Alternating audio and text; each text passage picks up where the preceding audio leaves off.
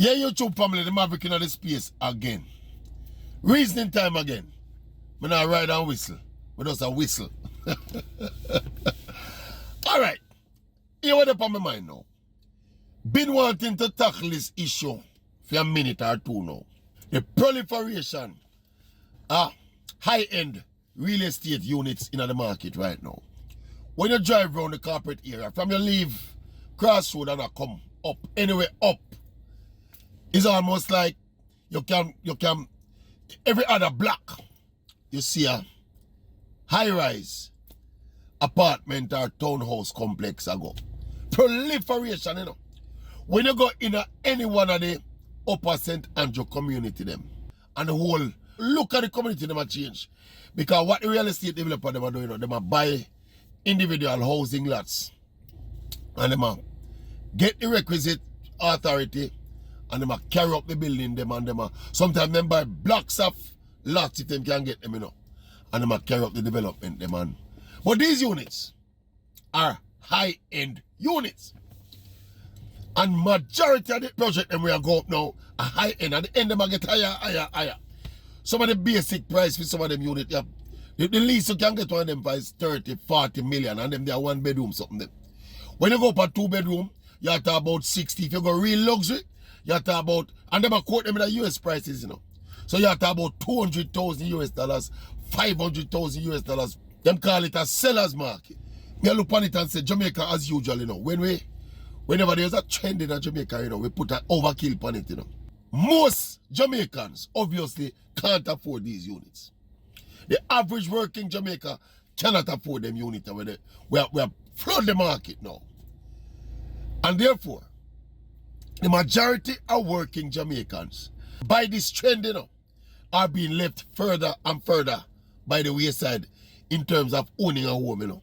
And I think that the government needs to step in because it's a seller's market. So the private developer them, they are not going to be making any low-end units for sell to poor people, you know.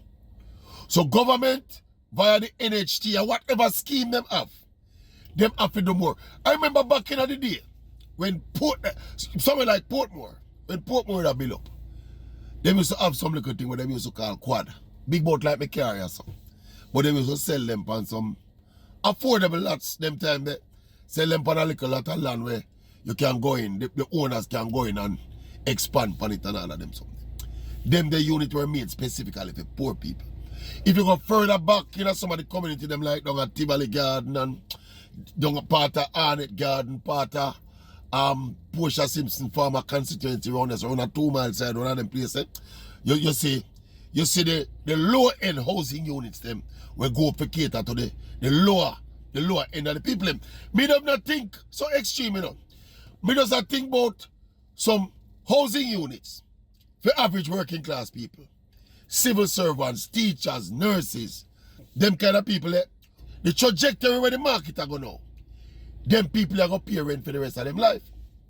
Because not enough units affordable to that sector of Jamaicans are being built. The high-end real estate market is dominating the market, you know.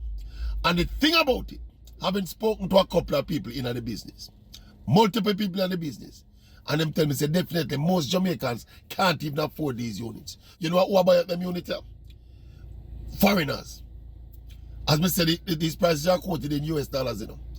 So a lot of these units in a lot of these complexes now, they are being bought by foreigners, and them own them assets, and them rent them out, and I know Airbnb with them, and them do whatever they want to it. But the majority of the Jamaicans are being left behind in this new trend in a real estate.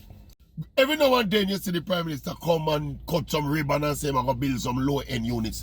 They may build one somewhere right up a New Kingston, not even New Kingston, right on a Route Road. They may build some up a Route Road one time. And when them unveil it and I sell them at 30 million for them, the people they were meant to attract can't afford them. It's a crisis in Jamaica, you know. But nobody don't really talk about it as usual. But it struck me how much of the high-end unit them go up. It struck me. And you don't know as a man, you know, you kind of make your queries and you kind of keep a tab on to where the price them there and all of them so there. Small basic units them 40 million. Get little more bigger and little more prestigious and the gate bill fancy 50, 60 million. If you get really ambitious and want to look on some other unit, 500,000 US dollars. Yep. You are talking about $100 million, 100 million. And as we tell you, say, higher end units are coming on the market now. So the developer them, the real estate developer them, are going for the kill. At some point you figure, say, one of the realtor them, they tell me, say the market get saturated, you know. And that because Jamaicans can't afford to buy them.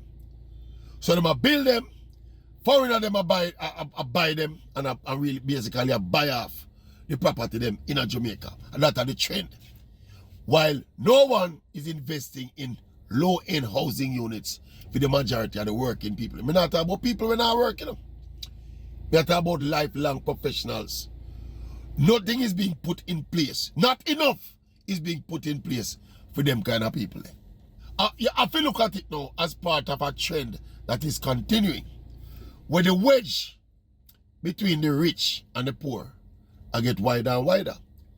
And as we say, private developers, I am all for private enterprise, you know. Me's a market, me's a supporter of the principle of making the market do the talking, you know. But you see, there are things like housing, healthcare, education, government have to intervene and ensure as much. The least privileged in the society have a basic opportunity. The concept of the NHT is to take care of low-end housing for poor people, basically, you know. Instead, NHT has evolved over the years, you know, one kind of, it's almost like a piece of reserve money put on there. Anytime government run a crisis, them go around there and take some of the money. While the vast majority of people who contribute to the NHT can't buy a house. Something wrong with that. But I know people just resign themselves to the fate when them find themselves, you know, nobody said about it no more. Well, as we say, what struck me, you know, is the plethora of housing development. You see, when I drive from my home, me count the amount of development them just from me leave my house to when me reach or so. And me count just from my route a 10 high-rise townhouse complex and apartment complex me pass. 10 high-rise apartment complex, luxury apartment complex me pass. And this is just one route. This is just one 10-minute route, you know.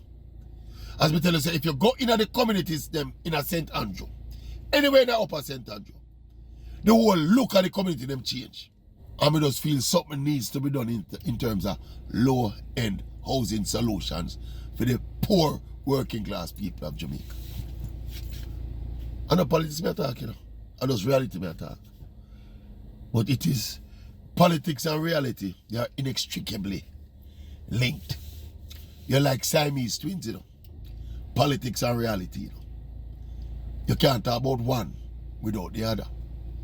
Because politics directly affects the people's reality.